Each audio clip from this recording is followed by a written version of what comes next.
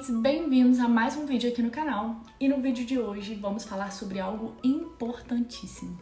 Vamos falar sobre métodos de estudo, ativo e passivos. Então, em primeiro lugar, puxando o título do vídeo, pare de estudar errado. Sim, se você nunca procurou saber quais são esses métodos, eu te garanto que você está fazendo errado.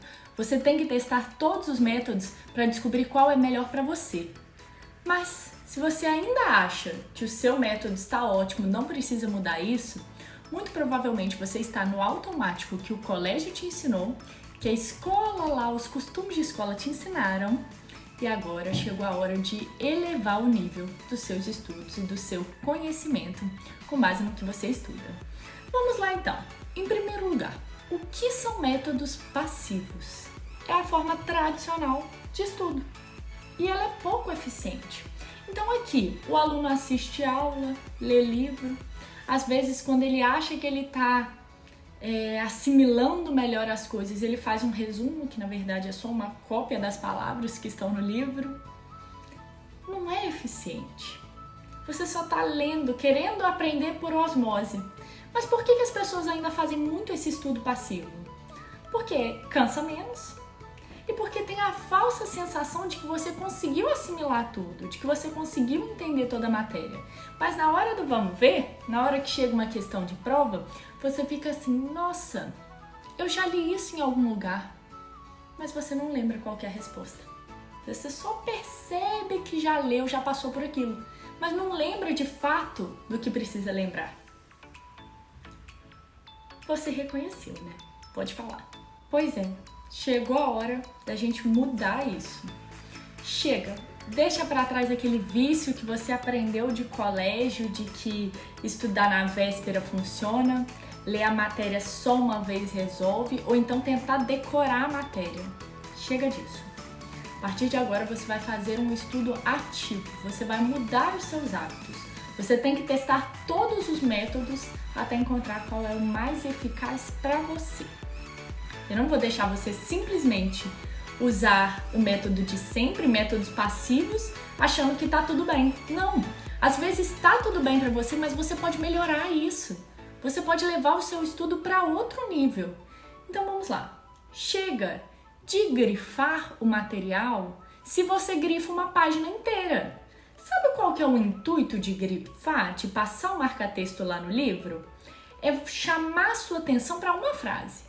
Se você tem o costume de grifar a página inteira, então não serve. Então tá sendo um método passivo. É como se você só grifasse que você tá lendo, bem no automático. Não é isso que a gente quer, não é o intuito. Ou você grifa só as palavras importantes, ou uma frase aqui, outra ali, ou não está sendo um estudo ativo. O que você pode fazer para mudar? Já vamos entrar aqui. Se você tem o costume de estudar grifando, pega uma caneta, muda, passa a circular palavras, porque você não vai circular a página inteira. Então talvez isso te deixe um pouquinho mais afiado para saber o que precisa circular. Ah, essa palavra aqui é importante, essa palavra aqui, pegue palavras-chave.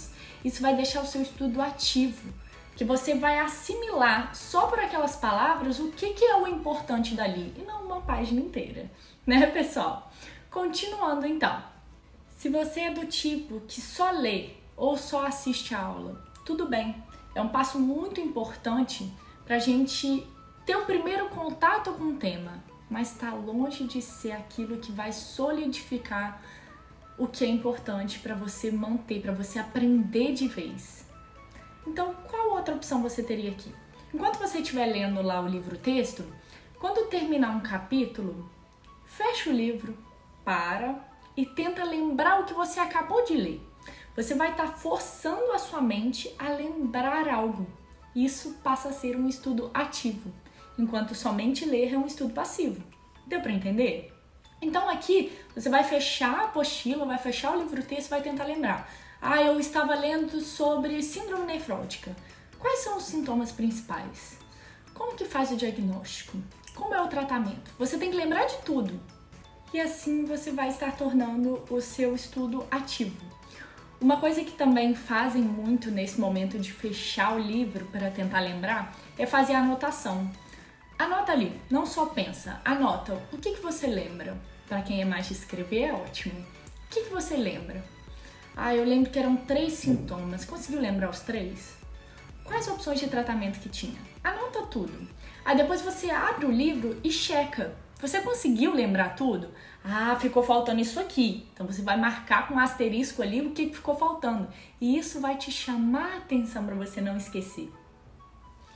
É muito interessante, eu gosto muito de fazer isso. Eu adoto isso. Outra opção, na hora que você fecha o livro, é de fazer um mapa mental. Com tudo que você lembra, puxando aquelas setinhas. Mapa mental é excelente para você lembrar. Mas não é um mapa mental com transcrição, não. Não é um mapa mental de resumo, não. É um mapa mental com tópicos, com palavras-chave. Tá legal?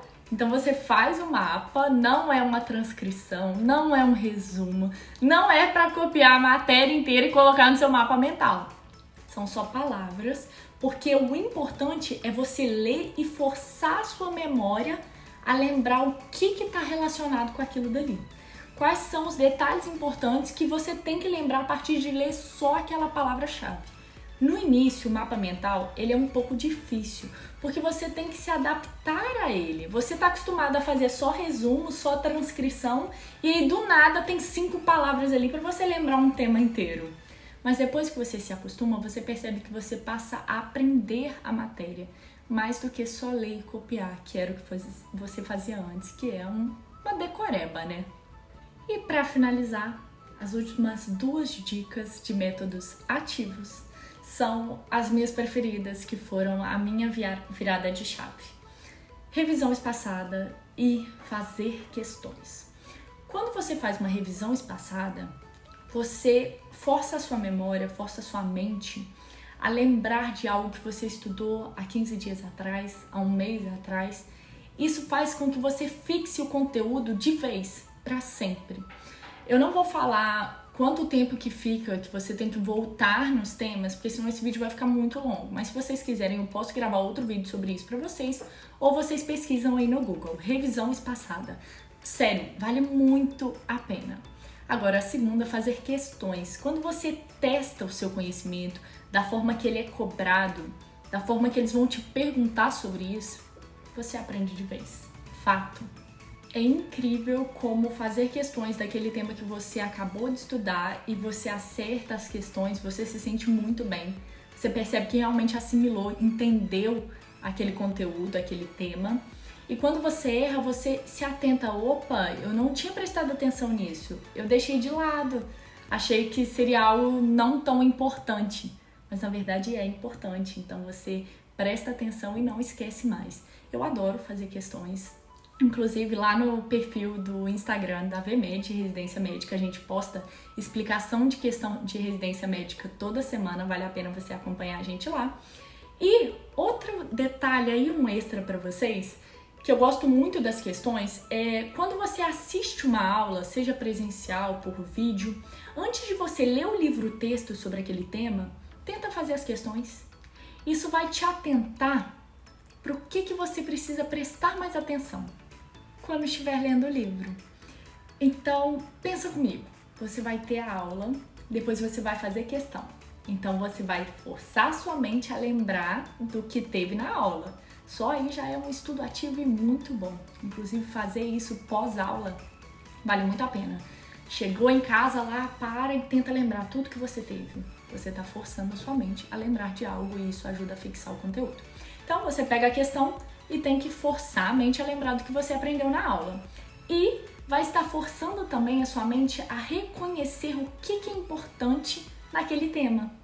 Quando você for ler o livro-texto, você já vai saber o que precisa grifar, o que precisa circular.